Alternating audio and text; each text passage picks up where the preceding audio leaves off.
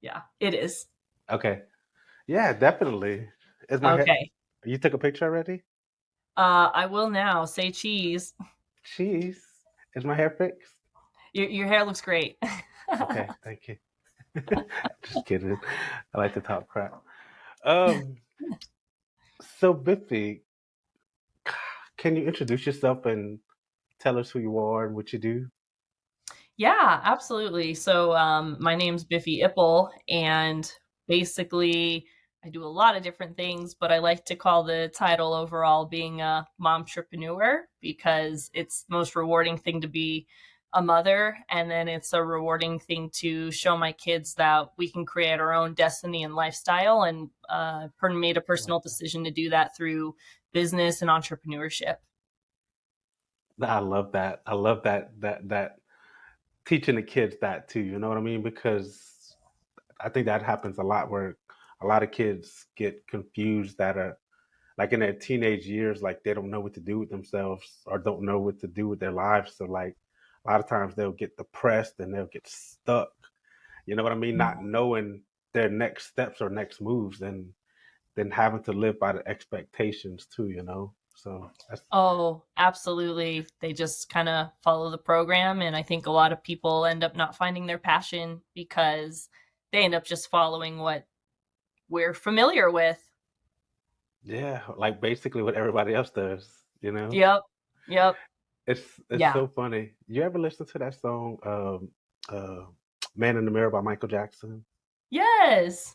Man, look, I swear, like I'm 40 years old. Like just a couple months ago, I like really listened to it, and it like hits me so differently now because like now, like Mhm. he mentions about like them going in a win, you know, and like the way I look at that was basically just like people conforming to like normal BS, so they're like lost, you know what I mean? So, and I don't know, Yeah. you got to find yourself, you know, by looking in the mirror and discovering yourself, you know.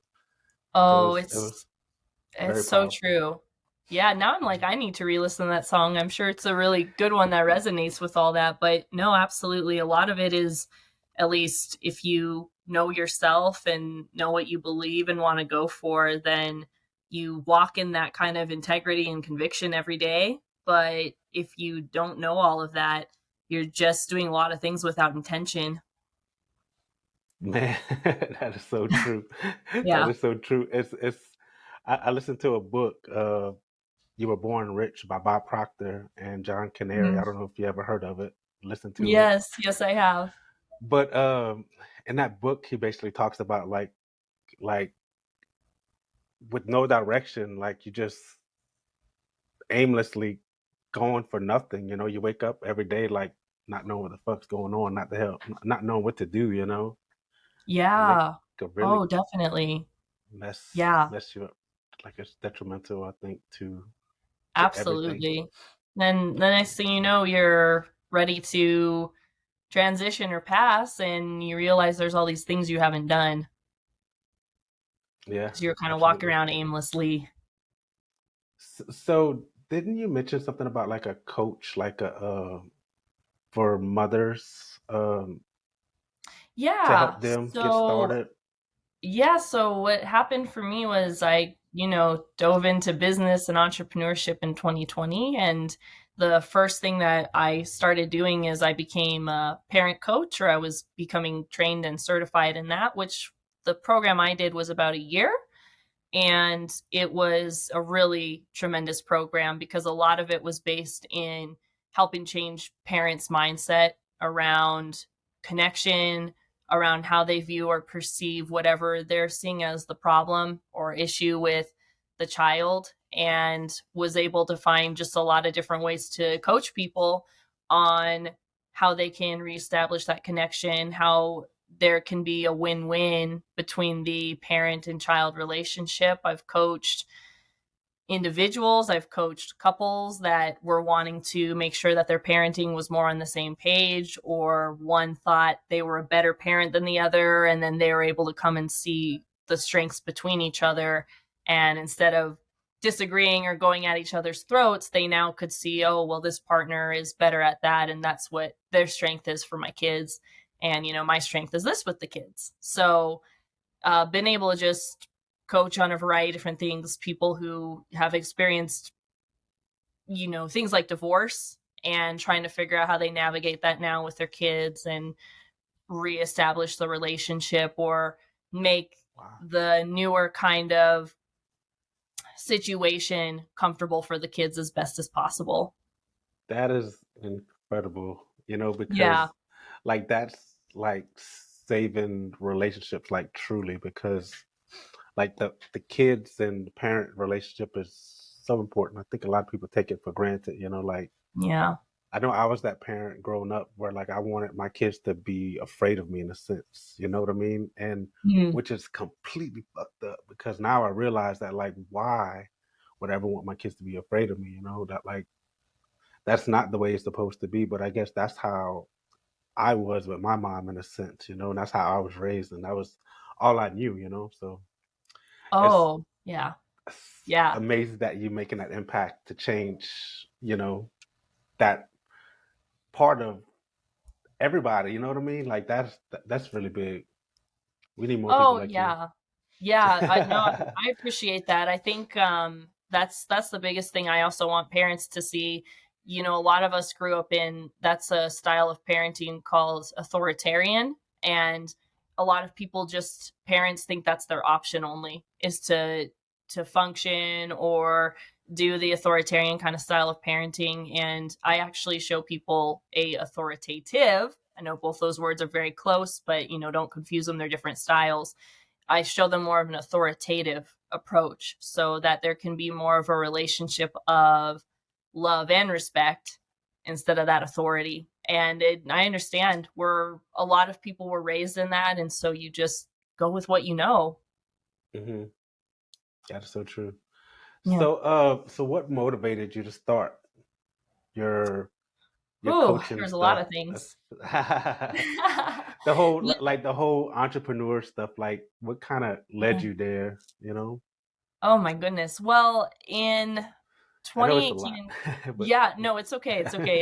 In 2018 and 2019, I was going through a lot of different crises. It was sort of all the above, a identity crisis, a crisis of faith. I didn't know who I was. I felt like I had wasted all this time in my life. And so I was really running away from a lot of that pain and those problems. I always felt like I never could find my group and fit in. I worked really hard to find it, and I was trying to find it in a self-employed business I did. I was a sign language interpreter for about 7 years, and it just that's hit the cool. point where it wasn't working out. It wasn't panning out the way I had worked so hard for it to, and I was hitting dead ends. So I was very depressed.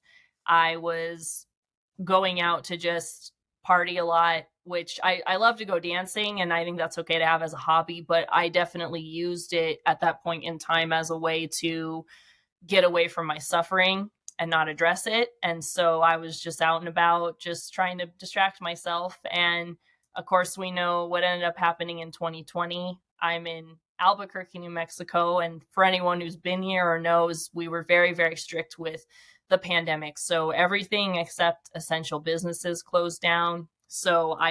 It meant I couldn't go to dancing or to the bars or anything like that. And there was a point, it was actually May 2020.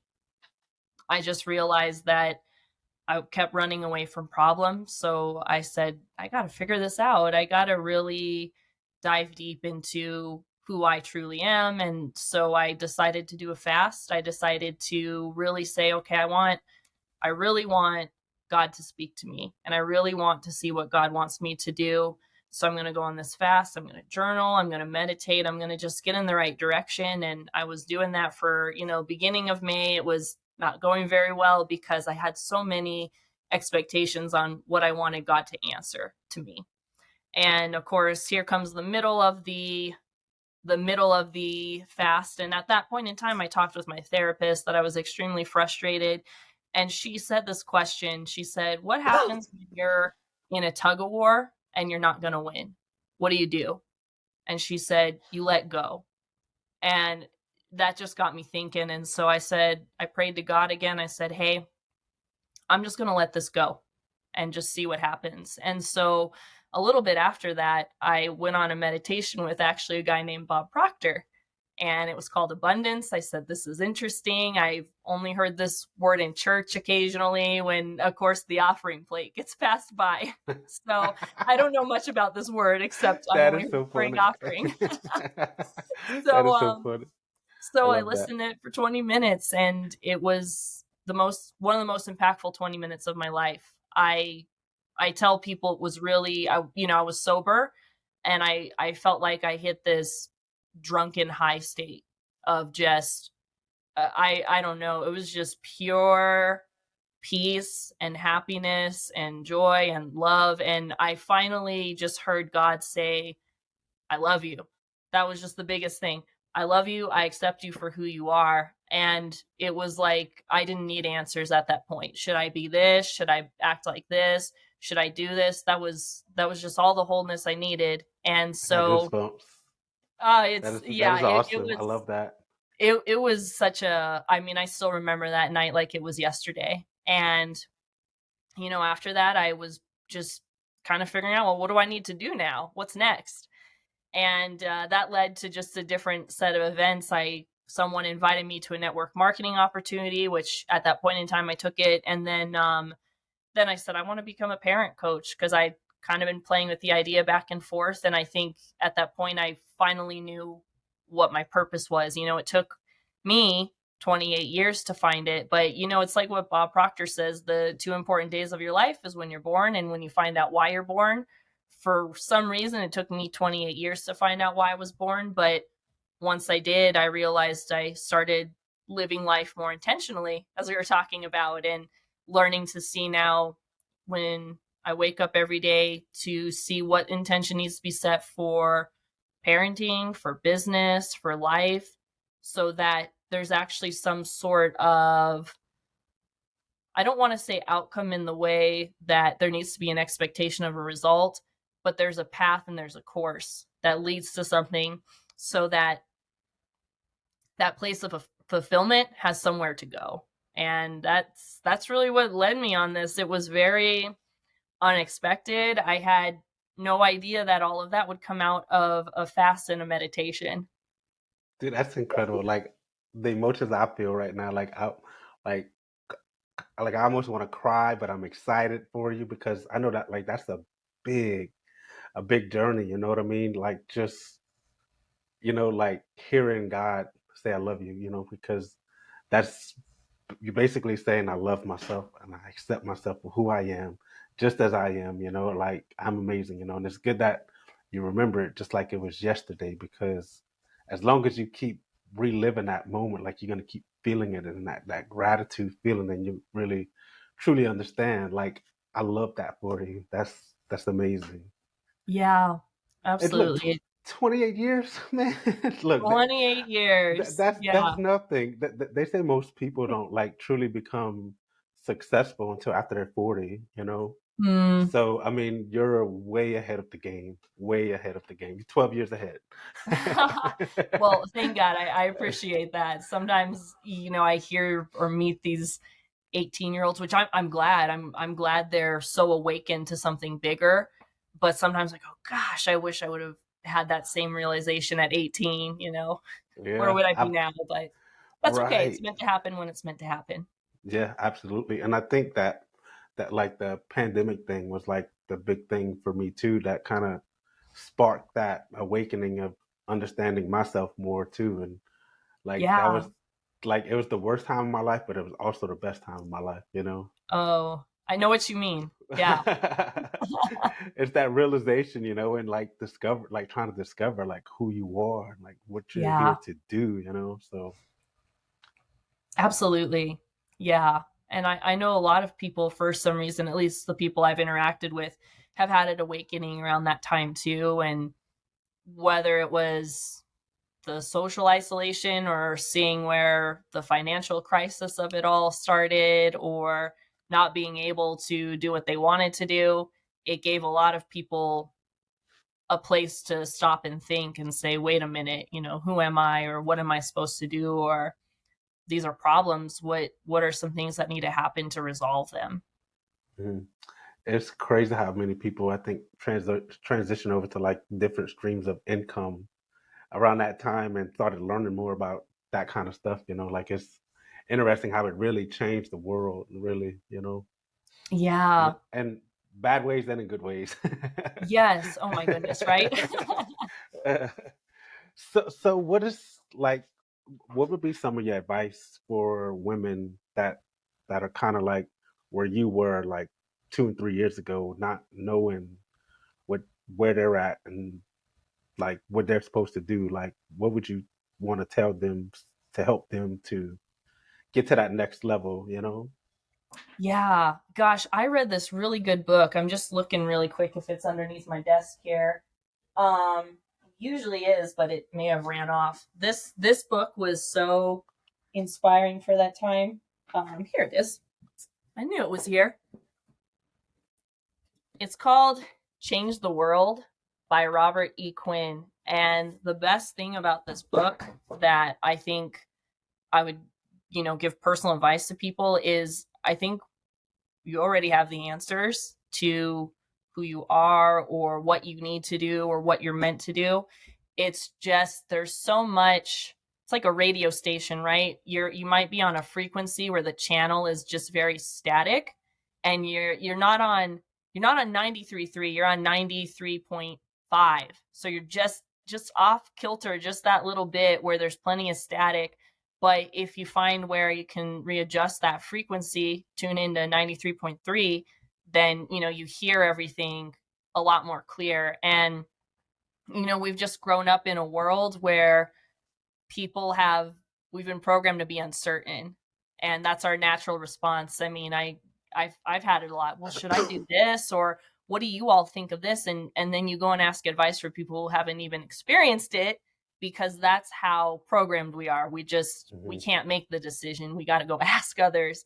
Yeah. And so I just say, the answers are really within you. It's just setting up that respect of the space, respect of the time for you to be able to hear that and be receptive of it. It's a tough process too, because it requires you to let go of your ego. And I think that's what's hard, is the ego is trying to tell us this path is scary. You don't know what you're talking about. You don't really know who you are. If you go down all of that, it's just going to cause a disaster. So that's that static we're hearing a lot in our lives. And if you come to a place where you can find where you go with the flow instead of resist, where that fear comes in. Um, and that's what I say. It takes courage, and I think that's the most challenging part, is to actually be authentically, fully who you are. We're all created in the image of God, to actually be apart from the ego, because the ego is the part that's saying, I am not this, I am not that. And then the I am. We see it in stories. Moses asked God, "Who are you?" And God just said, "I am." And those are the parts we got to let go to be, is the I am, the parts we're created to be, from being image bearers of God. And if we're able to go and embrace that place, it's beautiful, but it's terrifying. And so finding where uh you you can, oh man, it's like you have to find the place where you accept and embrace the suffering, pain, without judgment, but also saying, well, what can I do about this? Where am I in control? Where does the destiny just lie before me? Because I am God's highest form of creation, so I'm able to do anything. And so really it's a lot of that kind of thinking, which we're not programmed to do. We're programmed to worry or see the negative out of any kind of outcome and things like that. I love the way you explain that, like the 93.5, versus the 93.3, like it's I loved. Oh my good. I was ecstatic whenever you were saying it. Like that's so cool because Yeah. you put it in a way where it's easy for people to understand. That like we are energy sources. And it's for us to tune into to the right frequency of what we are and what we want, and Yeah. that's incredible. That's incredible. I love that. Yeah. So what was that book called again? This book is Change called your Change world. the World. Yeah, by Change the Robert world. E. Okay. Quinn. It's such a great book. The biggest things he'll talk about is looking within, and then to also embrace, I think, a productive community or something like that, but to find that. And he basically goes through, I think they're called seed thoughts, so the different principles of what you got to do to establish a community that is on the same page for the same mission, and then what's required of you, your internal work, to be able to have that happen as well and develop as a leader, a better person, whatever you want to put in that, a better spouse, parent, whatever you want to put into that sentence. I'm ecstatic for like the listeners to hear this podcast episode, because I think if more people hear this, I think the way you explained it, I think it could really make a big impact in people that really are confused and really don't understand the energy as much. You know what I mean? Just because Mm. the way you explained it, like I'm ecstatic for it. Like you don't even know. It's so Oh cool. You know. gosh. Well, I'm so glad to hear that, Mo. Yeah, it's funny actually. I've been studying recently a lot about shadow work because I thought shadow side is bad and all this stuff, but no, it's just the parts of you. You got your light side, your dark side. It's the parts of you that each of those parts are wholeness. You just have to find how to channel them in a whole way in that sense. And that's really helped too, is to see, to not be afraid of it, but to be aware of what it can teach us about ourselves. And I think there's a lot of gurus out there, unfortunately, they kind of tell you to avoid that side, or they tell you, oh, you're having a negative idea or you have a negative concept about yourself. Well, just avoid it. Just start yelling out gratitudes to the universe. Everything's going to be fine, which we can change our frequency, like that. But I think it also does require us to see why some of those interruptions are continually going on, so that there's that point where we're not ignoring them, but we're releasing it. Hmm.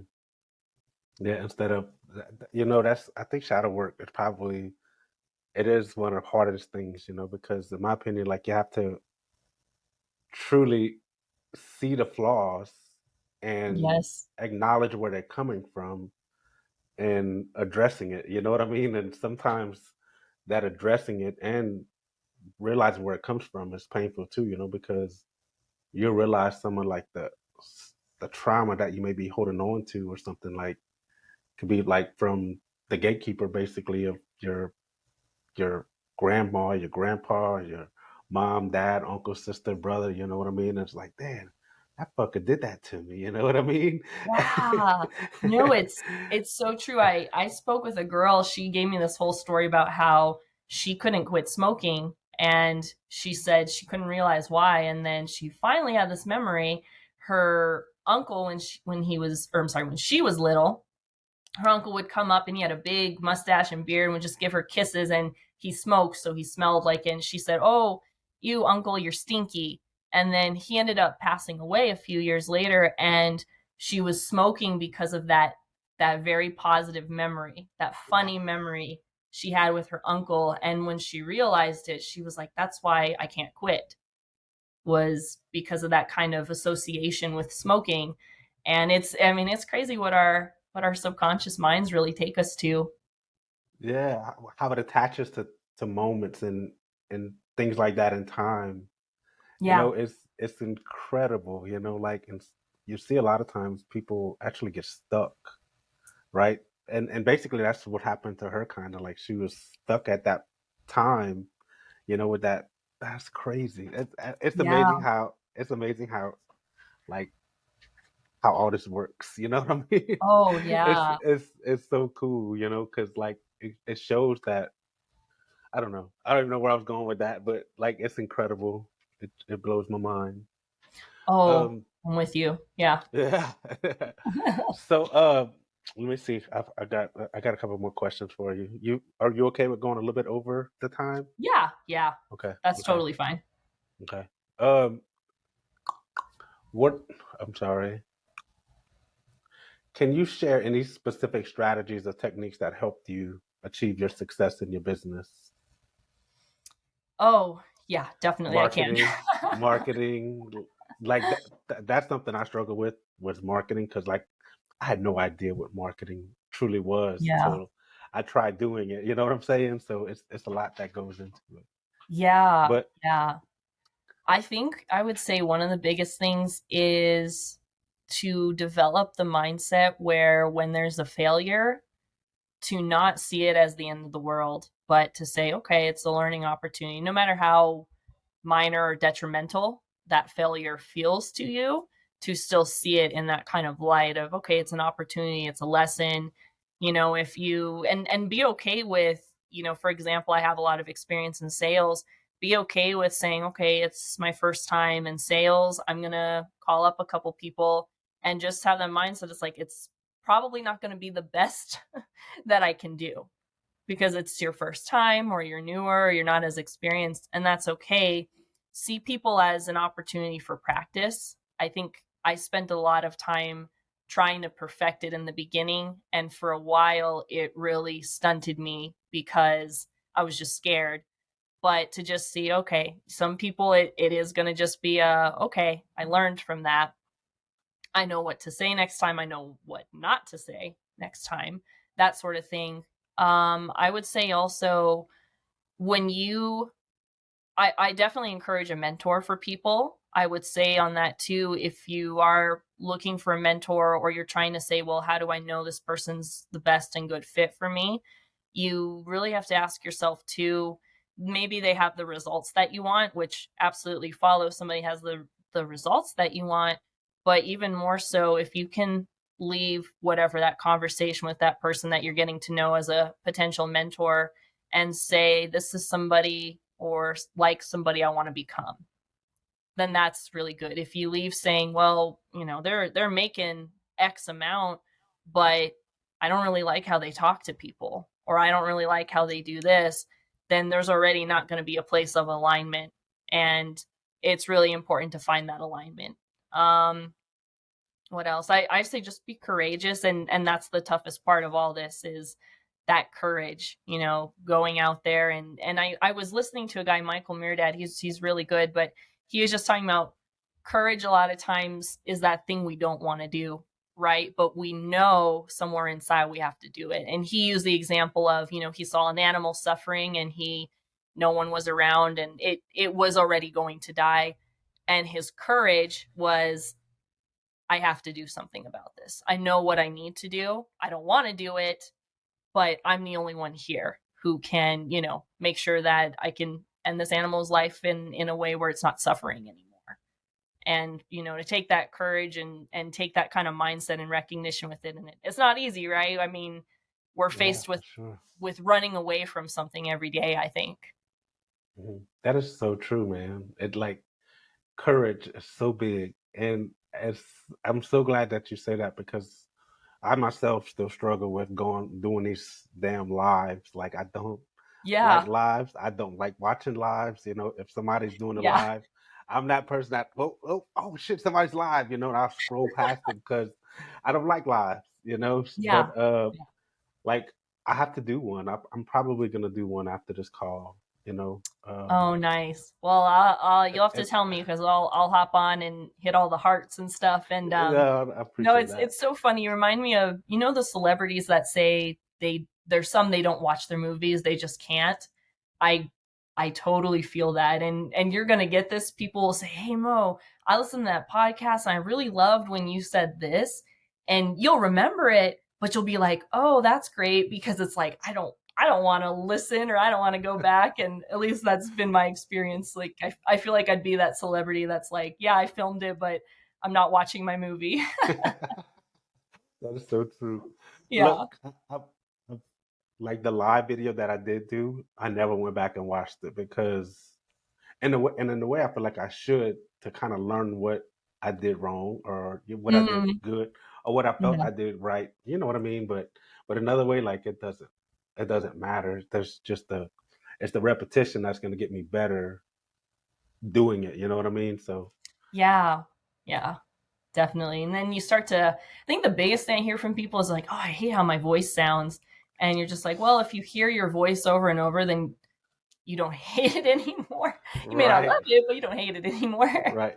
Right. Look, 2 years ago, I started doing videos, and like, it's so funny. I love to see like a memory of a video that I did 2 years ago, because I could see the growth that has happened, because I could see all my nervousness, where people said, "Mo, Mhm.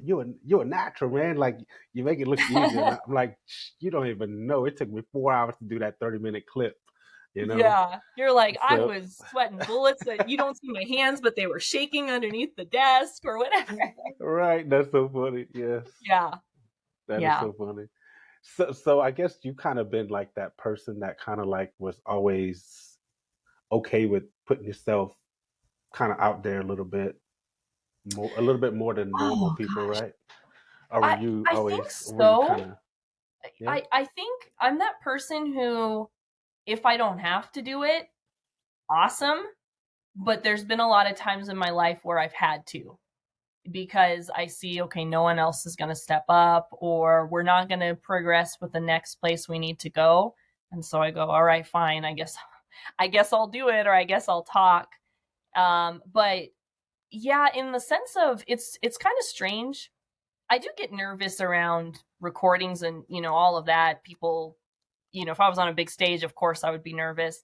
But there's some things that I've done, like I used to do some mindset calls, and I was nervous at first, but the more and more I did it, I was not as nervous, because I think I just got used to the things that I was really bothered by. Again, like I said, my voice, or if I didn't have the answer to a question, it would freak me out. But I was like, well, the whole point is to just be upfront and honest about what I know at this point. And, it's okay to tell people, oh, that's a great question. I actually don't know that. So sometimes just alleviating those things. And, again, that's where my ego was saying you have to be perfect, or you have to know the answers for everybody. And seeing in those areas where, again, what is that takes courage to go against that and say, no, I don't know the answer, and Hmm. just being upfront with people about that. That's awesome. Yeah. That is so crazy. I remember, like, whenever I first got into a group, like with a mindset group, I swear, like, these people like understood their feelings and their emotions. And at this point, like, I had no idea. Like, I didn't know what an empath was. I didn't know what empathetic was. Like, I didn't know what an introvert was. I didn't know shit about Yeah. like emotions and feelings at all. Oh And my gosh. Right. they were talking about all their feelings and stuff. I'm like, man, like, how do they know that they feel frustrated? Like, I'm just fucking pissed.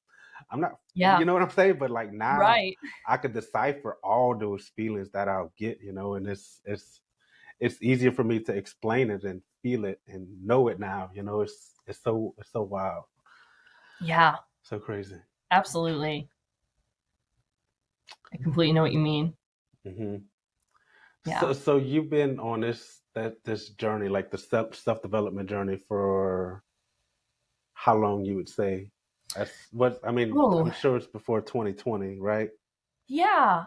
You Yeah. know. I would say it's kind of funny. I'd say I always had a self development kind of mindset, even when I was a kid. It's just once I found out what my purpose was, again, in 2020, at the age of 28, that's when that intention came in for all of it. I guess that's the best way to describe it. And that's where I said, oh, this is why personal growth is important, or oh, this is why I need to study this in particular for personal growth, is so that I can become better at this, or I can start to do this and that. So the intention started arriving at the age of 28, but the mindset was always there.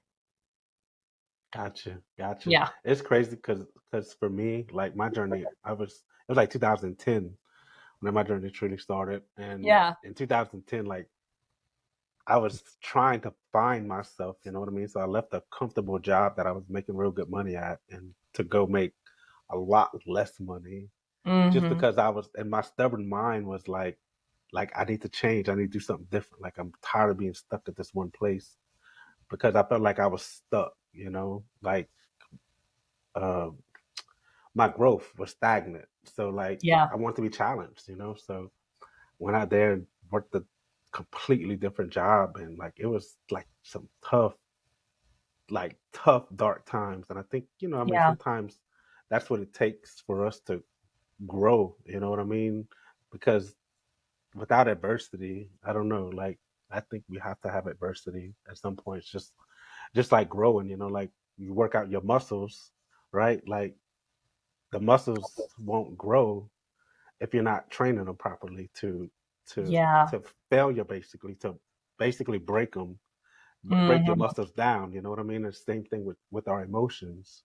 We Yeah. have to be almost broken to fix it. Oh my goodness. I completely know what you're saying, Mo, and that's the recent thing I was just, hearing from God or the universe or higher self, whatever you want to identify that as, was there's a lot of times in my life and experience where, I've walked through certain darkness, and a lot of times I noticed that my way of getting out was to just kind of exchange it for something else, exchange it for something new, and then I would move on. And I wasn't saying that I didn't get any kind of growth or lessons, but I think I lessened the lesson because of that. And there's just I heard this recent thing from God saying, hey, there's a lot of times you've experienced that in your life. And in the dark season that I was recently going through now, they said in this dark season we're going to walk through it together, and I went, oh no. That's But it's, awesome. it's so true. I realized, I said, yeah, this is stuff that I need to be in and be present and say, yeah, I acknowledge that it's here, and also learn how to not have judgment over it, acknowledge, yeah, it's here, and kind of observe it and become curious about it, instead of just, well, what can I do to distract myself, or what's the next thing that will help me feel better? That's so good. That's so good, Biffy, because Yeah. I think a lot of people resort, to the phone, where Ooh, it's yeah. mindlessly scrolling Yeah. and just basically forgetting about their own shit, Yes. Yes. and and that's unfortunate in a lot of ways for a lot of people, because you're just doing a disservice to yourself, like just put Yeah. that phone down for a couple of hours, you know what I mean, and be with Yeah. yourself. It's okay, love yourself Yeah. enough to enjoy yourself, Yeah. Oh, absolutely. Yeah, it again blocks that all that encompassing wholeness of yourself. And at least that's been my experience when I go on my phone and, just want to use it to escape, or any sort of form that I've used to escape. That's Hmm. definitely something. It kind of becomes your mask or your barrier, I guess, to all those kind of feelings and emotions that come up with whatever you've experienced, that's bringing that pain and suffering. Hmm. It's so funny. Yesterday, I don't know what it was, but I was like on a low vibration yesterday morning.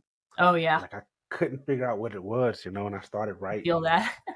And you know what I mean? Like writing for me, like, always helps me to understand. Like I feel like that's like my love language with God, or spirit Yeah, yeah. source, or whatever, like you said, whatever you want to call it. But I feel like that was my me doing the work to understand where it's coming from, Like, Yes. and I think some people do art, you know what I mean, or puzzles, exercise, whatever, But for me, like writing and the gym, of course, and riding my Mhm. bike, but writing like helps me so much. It's changed my life truly. And look, I never thought I'd be a writer ever, ever, ever, ever.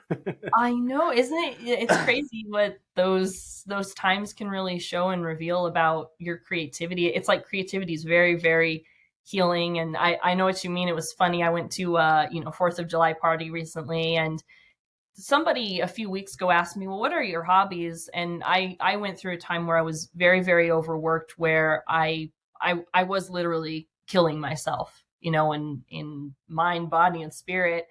And when they asked me that, I went, gosh, I don't know, because I'd been pushing myself away so much. And so I kind of was like, well, I'll just kind of play the piano. I grew up doing piano lessons and such, but I just felt, I know how to read music. I'm not a pro. I'm not very good. It's just kind of for fun. And of course, I go to this party, and they have a piano. I'm just kind of playing for fun. I'll just practice that thing I was doing. And my sister walks by and she says, "That's you?" And I went, "Oh," because I didn't think it was.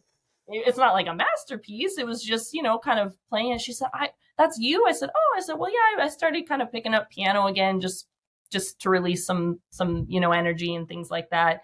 She went, "Wow, that sounded really good," and and it was just so Oh, funny, that I think you just realize, or at least I was in that. It made me see, wow, creativity can really be healing, and I think more people see some of the results of it than we do, because for us, we're releasing a lot of pain and suffering, and other people don't see that. They say, "Wow, you're really good at whatever writing," and you're going, "Oh, really?" Because you're like, I'm just writing because I'm feeling down, and I'm trying to process all of it, and it ends up just making this masterpiece.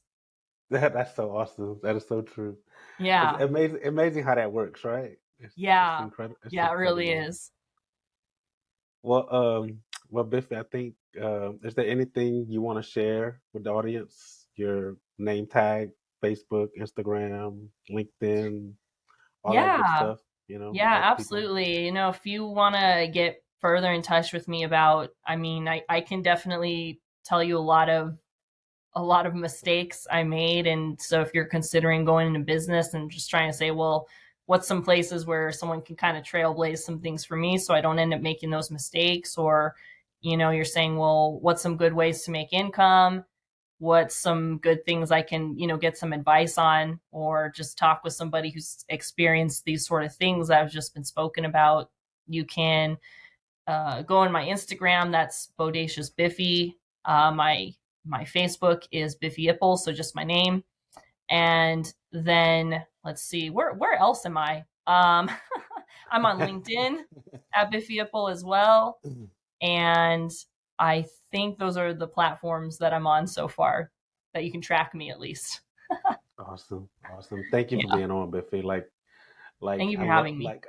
I'm excited for the people to hear you and the message, and because I truly think it's going to make an impact. Because just the way you explained it was, oh, hell yeah, I think anybody could get it. I truly think if you were talking to an 8-year-old, they would understand what you were saying. And I think that's important on helping and teaching and guiding people.